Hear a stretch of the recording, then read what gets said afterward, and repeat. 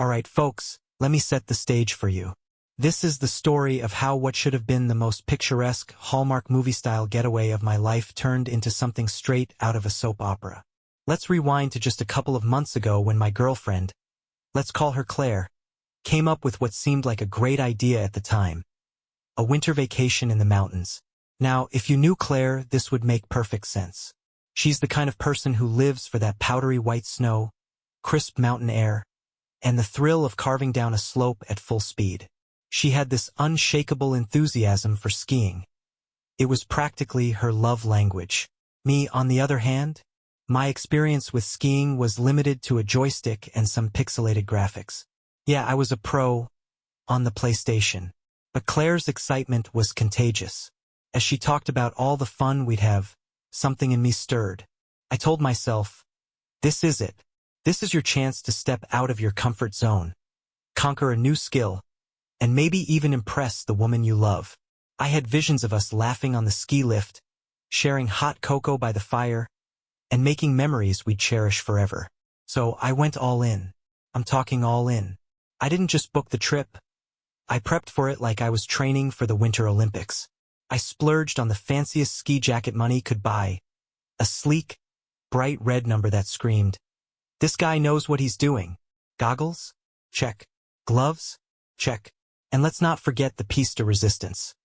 A snug, stylish ski hat that made me look like I stepped right out of an REI catalog.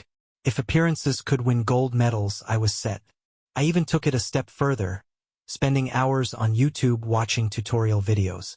How to ski without embarrassing yourself became my late-night viewing. I practiced my stance in front of the mirror, bending my knees and pretending to glide. My neighbors probably thought I was losing it. But in my head, I was already halfway down the slope, looking like a natural. The anticipation was unreal. Claire kept gushing about how much fun we'd have, and I loved seeing her light up every time she talked about it. It felt like we were on the same page, ready to dive into this winter wonderland together. Finally, the day came. We packed up our gear, loaded the car, and set off. The drive to the mountains was nothing short of magical. The snow-covered trees lined the winding roads, and the radio was tuned to a playlist of holiday classics. I even caught Claire sneaking a few glances at me, her smile warm and loving. Felt perfect. We arrived at the lodge, and let me tell you, this place was like something out of a travel brochure. Rustic wood interiors, a crackling fire in the lobby, and giant windows showcasing a view of the snowy peaks. It was breathtaking.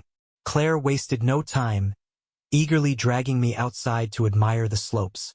I nodded along as she talked about all the runs she wanted to try, pretending I knew the difference between a blue square and a black diamond. The next morning, we geared up for our first day on the slopes. Claire looked like she belonged on the cover of a winter sports magazine, her confidence radiating as she adjusted her boots. Meanwhile, I was busy trying to figure out how to properly secure my helmet without looking like a complete rookie. But something was different. Claire seemed distracted. While I fumbled with my gear, she was glued to her phone. First, I didn't think much of it. Everyone checks their phone, right? But then I noticed the way she smiled at her screen. Soft, almost dreamy. It wasn't a smile I recognized. I shook it off. Maybe she was just in a great mood. After all, we were on vacation in the mountains. Who wouldn't be smiling? Still, as we headed toward the lifts, I couldn't help but notice that her phone stayed firmly in her hand, and she kept glancing at it, her thumbs moving rapidly across the screen. "Everything okay?" I asked, half joking. She looked up, startled, as if she'd forgotten I was there. "Oh yeah, just texting my mom. You know how she worries when I'm away." It seemed innocent enough, but the way she said it, the quickness of her response, left a tiny crack in my otherwise perfect day. Still, I wasn't about to let a little thing like that ruin our vacation. Claire was beaming, clearly thrilled to be in her element. I wanted to match her energy, to soak up every moment of this trip with her. So I pushed the nagging feeling aside. What could possibly go wrong? Little did I know, that question would answer itself soon enough. The next morning started like a picture-perfect day. The sun rose over the mountains, casting a golden glow on the snow-covered peaks. It was the kind of morning that postcards are made for. I woke up to the smell of freshly brewed coffee and the sound of Claire humming to herself as she got ready. Felt almost idyllic. But there was something off. Claire was chipper, almost too chipper. She moved around the room with a sort of nervous energy, her eyes darting to her phone every few minutes. It wasn't her usual laid-back self, and for a fleeting moment, I felt that tiny nudge in the back of my mind. You know, the one that whispers, something isn't right. As we sat down for breakfast in the cozy lodge dining room, Claire suddenly announced, "Hey, I was thinking, maybe I'll go out on my own for a bit today. Just to get in a couple of quick runs on the slopes. You can relax, enjoy the lodge, and we'll meet up for lunch." Her tone was casual, but her words hit me like a cold gust of wind. "Why alone?" I asked, keeping my voice light, though my chest tightened just a bit. "Oh, it's nothing," she said, waving it off with a laugh. "I just want to focus on my form, and I know you're still getting the hang of things. I don't want to slow you down or make you feel pressured to keep up. It's no big deal." Now, on the surface, it sounded reasonable.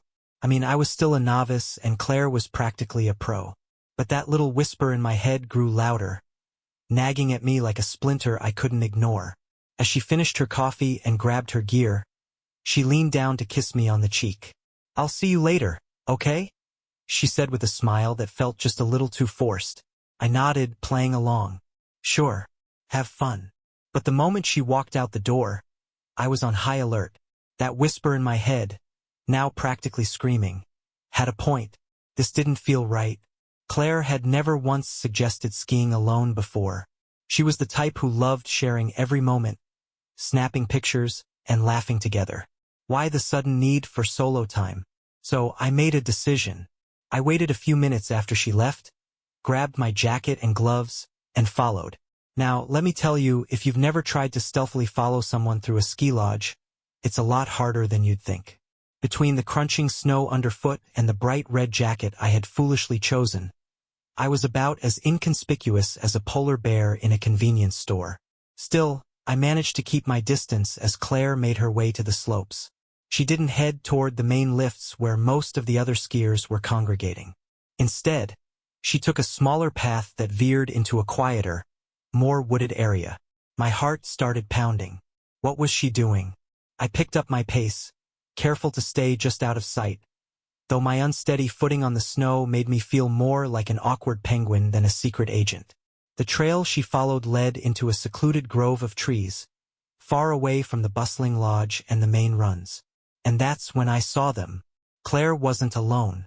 There, in the middle of the snowy clearing, was Claire, standing just a few feet away from a tall, muscular man in a ski instructor's jacket. Even from a distance, I could see the way they were looking at each other. It wasn't casual. It wasn't friendly. It was intimate. I froze, half hidden behind a tree, my breath visible in the frigid air. My brain scrambled to make sense of what I was seeing. Maybe it wasn't what it looked like. Maybe they were just... And then it happened. She stepped closer to him, her gloved hand reaching up to touch his face. He smiled, leaned down, and whispered something that made her laugh. A laugh I hadn't heard in weeks. A laugh that wasn't meant for me. Before I could even process what I was witnessing, he pulled her into an embrace. His hands moved to her waist, and she didn't pull away. In fact, she leaned into him, her face tilted upward as if she was about to, and then they kissed. It wasn't a quick, platonic kiss. It was long, slow, and deliberate. The kind of kiss that makes your stomach drop, that sends your world spinning out of control. I couldn't believe what I was seeing. But it didn't stop there. With a casualness that turned my shock into rage, Claire began unzipping her jacket. Underneath, she was wearing nothing but a thermal top, and within seconds, even that was gone. My chest tightened as I watched her and the instructor move closer to the trees, their laughter echoing in the quiet woods. I wanted to scream, to storm in and demand an explanation. But I couldn't move. I was paralyzed by a mix of disbelief, betrayal, and sheer heartbreak. And then, as if to drive the knife deeper, I heard him say it. "My snow queen," he murmured. his voice low but audible enough to send a fresh wave of nausea through me. Felt like time had stopped. The world around me blurred, and all I could focus on was the scene unfolding in front of me. A scene that would replay in my mind for years to come. I fumbled for my phone, my hands shaking as I hit record. It wasn't about revenge or malice. I just needed proof. Proof that this wasn't some terrible nightmare. After what felt like an eternity, I turned and walked away, my boots crunching in the snow. I didn't want to see any more. Back at the lodge, I packed my bags in silence, my heart heavy with the weight of what I just witnessed. Claire had no idea I had followed her. She had no idea that everything we'd built together had just crumbled into pieces. By the time she returned, I was gone. When I returned to the lodge, my hands were trembling so badly that I could barely unlock the door to our room. The weight of what I'd just seen pressed down on my chest like a boulder, each breath shallow and ragged. I couldn't stop the images from replaying in my mind. Claire's laugh, the instructor's voice calling her my snow queen, the betrayal etched into every detail of their intimacy in the woods. I closed the door behind me, leaning against it as the realization washed over me. This wasn't just a bad dream. It wasn't something I could chalk up to a misunderstanding or sweep under the rug. This was real, and it was final. For a moment, I just stood there in the silence, staring at the room we had shared. Her things were scattered around. Her scarf draped over a chair, her suitcase half open, the book she'd been reading on the nightstand. Each object felt like a slap in the face, a reminder of the life I thought we had, the love I thought was real. Then I looked down at my phone, still clutched in my hand, and the rage came flooding back. I unlocked the screen and stared at the video I had just recorded. There they were, clear as day, in that snowy grove, laughing, kissing, touching. The video wasn't shaky or blurry. It was undeniable proof of her betrayal. My first instinct had been to keep it to myself, but as I watched it again, anger took over. This wasn't going to be my shame to carry. This wasn't going to be some secret I buried to protect her. No, she had done this. She had destroyed everything we had, and she wasn't going to get away with it. Without hesitation, I opened my messaging app and created a group chat. It included everyone. Our closest friends, her family, even her coworkers who had become mutual acquaintances over the years. My fingers moved faster than I thought possible, fueled by adrenaline and fury. I typed a single sentence. "This is what Claire has been doing behind my back." Then I attached the video and hit send. The little spinning wheel on the screen felt like it lasted an eternity. When the message finally went through, I stared at the screen, my heart pounding in my chest. There was no taking it back now. Within minutes, the replies started flooding in. "Is this real? What the hell, Claire? Oh my God. I can't believe this. Dude, are you okay?" And then came the texts from her family. Her mom, who had always treated me like her own son, sent me a long message apologizing for Claire's behavior, though she admitted she had no idea what to say or how to fix this. Her dad, never one to mince words, simply wrote, "Disgraceful. I'm so sorry, son." Even her sister, who Claire had always been close with, texted me in disbelief. "I'm so sorry you had to go through this. I had no idea she could do something like this." The flood of messages was overwhelming, but in a way it was validating. I wasn't crazy. I wasn't overreacting. Claire had crossed a line and now everyone knew it. As I packed my things, my phone kept buzzing with notifications. I ignored them, my focus on getting out of that room, out of that lodge, out of her life. I wanted to be as far away from her as possible when she inevitably returned and realized what had happened. When I finally finished packing, I left the key on the desk and stepped outside. The cold mountain air hit me like a slap, but it felt cleansing. I walked to my car, threw my bags in the trunk, and sat behind the wheel for a moment, letting the quiet sink in. But the quiet didn't last long. My phone rang. It was Claire. I stared at the screen, her name flashing at me, and for a brief moment, I considered answering. But what could she possibly say? What could she tell me that would change what I'd seen, what I now knew? Nothing. I let it go to voicemail. She called again, and again. By the time I started driving away from the lodge, My phone had rung a dozen times. Then the text messages started. Please, let me explain. It's not what you think. I'm so sorry. Please don't do this. Each one made me grip the wheel tighter, my jaw clenching as I tried to block out her words. She wasn't sorry for what she'd done. She was sorry she got caught. Over the next few days, the messages continued. Claire begged for forgiveness, sending long paragraphs about how it had been a mistake, how she didn't know what she was thinking, how she still loved me and wanted to fix things. I didn't reply. Her family reached out again, saying she had been crying non-stop, that she was devastated, that she felt like her life was falling apart. Her friends told me she had confessed everything to them, that she was ashamed and desperate for another chance. But I couldn't do it. I couldn't unsee that video. I couldn't unhear her laugh, the instructor's voice calling her, my snow queen. I couldn't forget the betrayal, the humiliation, the way she had destroyed everything we had built together. Forgiveness? That wasn't in the cards. And so I moved on. I changed my number, blocked her on every platform, and made it clear to everyone in my life that I wanted no contact with her. I wasn't going to let her tears or her apologies undo the damage she had caused. She had made her choice, and now she had to live with the consequences. In the days and weeks that followed, my life took on a surreal quality.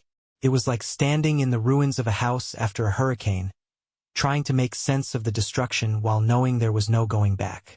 Everything Claire and I had shared felt like a distant memory, a ghost of a life I had thought was solid and unshakable. The video I sent out had gone viral, not in a social media sense, but within the tight-knit circle of our friends, family, and acquaintances. It became the subject of hushed conversations, frantic phone calls, and endless speculation. Claire's reputation, once pristine, now lay in tatters.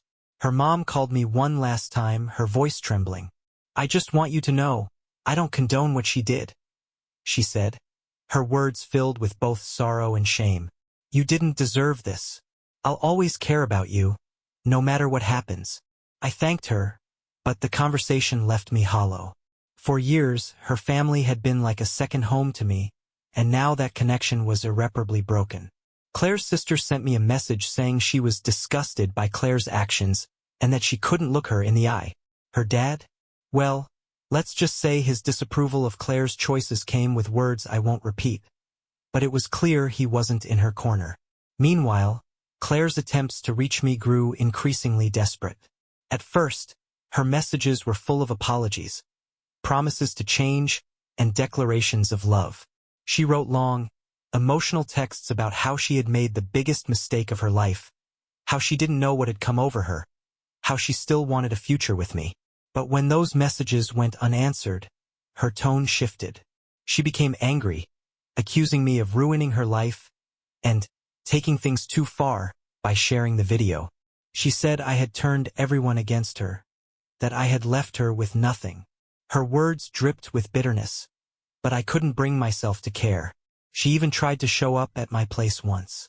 I remember opening the door to see her standing there, her face streaked with tears, looking nothing like the confident, composed woman I once knew. Please, she whispered, her voice cracking. Can we just talk? Just 5 minutes. I stood in the doorway, my hand gripping the frame, every muscle in my body tense. I wanted to yell, to tell her to leave and never come back.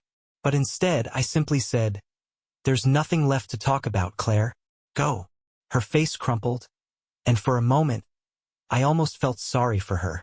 Almost. But then I remembered the scene in the woods, the way she laughed with that man, the way she betrayed me without a second thought. I closed the door and didn't look back. The fallout from her actions extended far beyond us. Her job at the ski lodge didn't survive the scandal. Apparently, word of the video had reached her employer, and they weren't too keen on keeping someone whose personal drama was making headlines in the local community. Her friends began to distance themselves, unsure of how to support someone who had so brazenly betrayed the trust of a partner. And yet, despite it all, she kept trying. For months, I'd receive sporadic emails or messages from unknown numbers, each one some variation of the same plea. Please, I can't live without you. I made a mistake. Give me another chance. But forgiveness was never an option. Instead, I focused on rebuilding my life. I threw myself into work, into hobbies I'd neglected, into spending time with people who reminded me what genuine support and love looked like. I started therapy, not because I needed help moving on from Claire, but because I needed to understand why I hadn't seen the signs, why I had been so blind to her deception. It wasn't easy. There were nights when the memories crept in, uninvited and unwelcome. The sound of her laughter would echo in my mind, and for a fleeting moment, I'd feel the pain all over again. But those moments became fewer and farther between as the weeks turned into months.